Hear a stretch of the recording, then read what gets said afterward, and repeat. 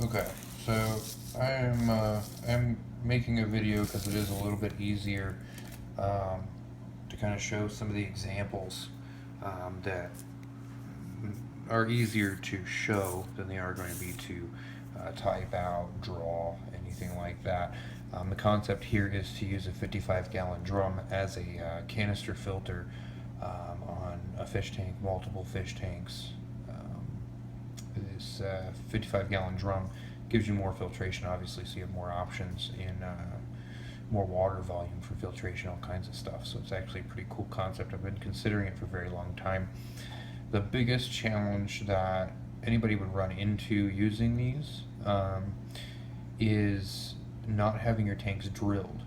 If your tanks are not drilled, the typical concept, if you were to look at, let's see if I can get this pen to work. Let's say this was the back of a fish tank. Typically, you'd have a hole drilled here where you'd run a strainer. So if you were looking at, where could you run? If this was the top view of the fish tank, you'd have the hole drilled down here. You'd have a pipe that comes in like this, and it's basically a strainer. Doing that, basically it's close to the water level. So obviously the higher you drill the hole, the strainer you can have them with an elbow, so they can actually elbow up. So say this was a side view, you're going to look like this. You'd have the strainer like this, and your water level would be right here. So what would happen is you'd have a gravity feed. So when the water fills up above the strainer, the water then goes down and out into your water source. So in this case, would be the barrel. The challenge is, drilling a tank. Who wants to do that? Now I do them, but I have not done that. There are ways around having to do this to drill your tanks. There's a bit of a challenge. Mainly the big challenge that you run into is if your tank is not drilled, this is an automatic gravity feed. So say your power shuts off, what's going to happen is you want to keep your water level low enough in the barrel that if your power shuts off, it can handle filling up, not overflowing, so that as your tanks drain down to the bottom of the strainer, the water stops, so it no longer goes in here. And then when your pump, you'd have a return pump in the bottom here that would pump your water out. When your pump turns back on, when the power is restored, it would fill your tanks back up, your drain starts again, and it's good to go. So doing that, it's kind of automatic. If you don't drill the tank, the problem becomes, how do you get it to run? Technically, there is not a way to do it where you aren't going to have to manually monitor it if the power goes off. Basically, you're going to have to restart the siphon. Now, the best way to do it, you have your canister, it would be basically gravity feed. That is going to be the concept there. This is going to be your barrel. I'm not a great artist, but your barrel would need to be to a point that the water can make it into the barrel based on gravity. So if you had a rack, say you built a rack and all of your tanks were on top of the rack, doing it this way gives you the height you need so that the water can run to the barrel. If they were down here, the water could not go there without a pump. Otherwise, your water would actually go reverse, and that would not be good. So keeping in mind, your tanks need to be above the height of the barrel, enough to where the gravity can feed it. And the best way to do this is with PVC, mainly because it's rigid, so that's going to be your best option there. Now what your option is, I'm going to show you what I have set up for a sump on my 240. But looking here, this would be the side view of a tank. So what you'd have is you'd have your PVC go up, over, and down. This would be whatever size you're using. Now you can customize this. You can put a strainer on it. You can drill holes in it. You can cut slits in it. Whatever you want to do in that regard. I have the one I'll show you actually has, I custom made the PVC to drain. Now what this would do is that the gravity siphon would start, so you want your PVC to run below the bottom of the strainer, and then this would need to run, so basically if you were looking at, say this is the back of the tanks, each one would have your strainer in the tank, right, and then it would hook over and come outside the back, right? Each one will do that. The easy way to do this is they're all linked together, so you don't have to link them if you don't want to. I think that the concept is works a little better if they're all linked together.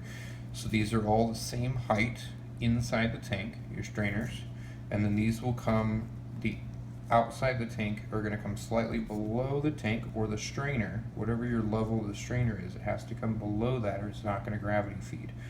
The lower it is, the more gravity feed you're going to have. You can come this far, you can see the height here is about level with the bottom of the rack. That's acceptable. And then you run your pipe out. You could run a hose, let's say a silicone hose, that then goes into the barrel. So if you need to start a gravity siphon, you could do that. Just pull the hose out, suck on it, and it starts going. And each one of these would be connected in line to that with a T, so that the water is pulled from each tank by siphon and runs into the barrel. And then you run another line as your return pump that comes out. Same concept, basically. You can go right behind it, has an over, and you can, generally what I would probably suggest is that there's a couple ways you can run it. You can run ball valves on the stems here for the strainer. You could run a ball valve on each one, so you can control the amount of in each one provides into the canister out, if you want to look at it that way. And then you would run a ball valve to each one of these. Now I've done a concept like this. I tried to run a canister filter, that did not work, and I think it was because of canister, so it was not actually a gravity feed. The back of the tube was actually about a half height, so the strainers were actually below the level of the PVC line that I was running as my ins and outs. So I had out pushed just fine, but I wasn't getting a good gravity feed into the canister. So as a gravity feed into a barrel, this would be your route to go. Now you could come down, if you wanted to, you could come down here. You could go up and tee off here, so you would basically elbow, tee off, and then you go up, up, up, up, and up, and then you have a ball valve on each one of these to control the flow to each one. That would be the easiest route. Realistically, it's not even only the easiest route, but that's going to be your most logical route as far as plumbing is concerned. That would also be PVC. Now, to give you an idea of what I have set up for overflow, so if you look, this is a handmade one, so it is kind of ganky, but here's your concern. So you'll see right there is a slit that I cut. So I have, excuse my fish, they're hungry. I have the slits cut in so it pulls the water in. It actually does a great job, and I'll show you underneath. But there's a slit right here, and this is my cutoff. So what happens is the water level drops to there, it pulls in air, and my gravity siphon stops. Now the downside to that is if my power shuts off and it gets that full, then I have to go down here and start the siphon again. So looking at the sump, this one's actually slower. I have two sumps running. Sorry, I did turn the phone sideways. I have that sump running. That one runs 1,500 gallons an hour, but that's actually in the overflow box, which you can't really see. But that one runs gravity automatically. So as soon as it fills, it starts going. That's the whole concept of drilling a hole in the back of your tank. That's what that would do. This one, so the gravity feed goes in here, comes down, pours in 500 to 600 gallon an hour little giant, pushes it back up, and it comes out up there. So the concept here is that you have to control the flow. Um, so the cutoff, when the water gets, if the power shuts off, the water, this will fill up to like here by the time the oxygen, the air hits that hole. And I've figured that out as far as where it can go. So the air will hit when it gets to about here and it stops. So this will not overflow. If I didn't have that, what would happen is the water would drain all the way down to those slits. And then that much water, which is approximately, it's 240 gallon tank. So I'm gonna say probably 30 or 40 gallons would end up coming out there all over my floor. So that's the idea there, is the slit, and that's going to be your biggest key for running a gravity fed output to, or intake rather, to a barrel canister. So that's the ideas that I have run through as far as what you can do. There's possibly some other ideas. I have not been able to think of any that really can come up with anything beneficial. That isn't going to cause problems. The big thing you obviously want to avoid is a flood, which, you know, is a big scare. So, you know, keeping that in mind.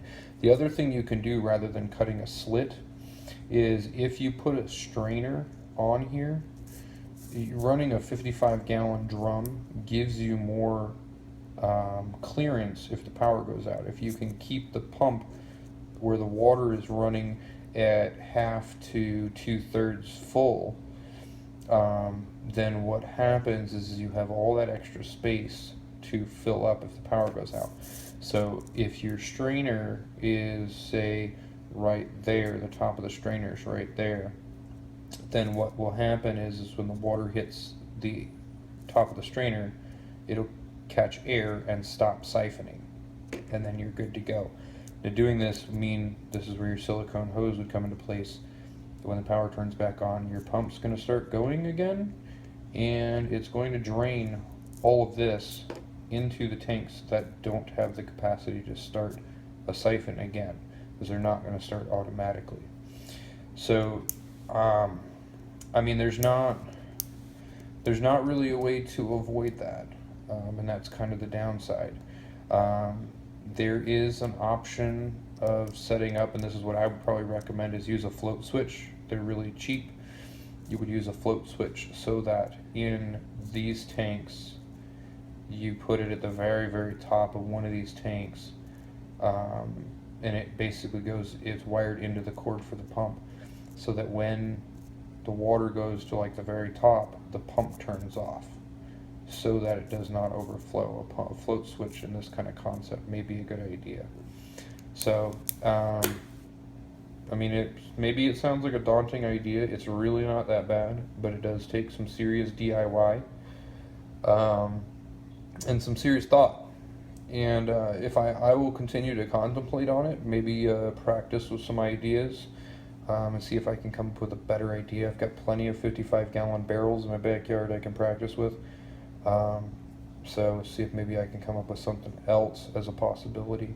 I was actually considering running one for my fish room. So I'll have to see if I can come up with something. But otherwise, that's what I have right now. So we'll see. Let me know what you think.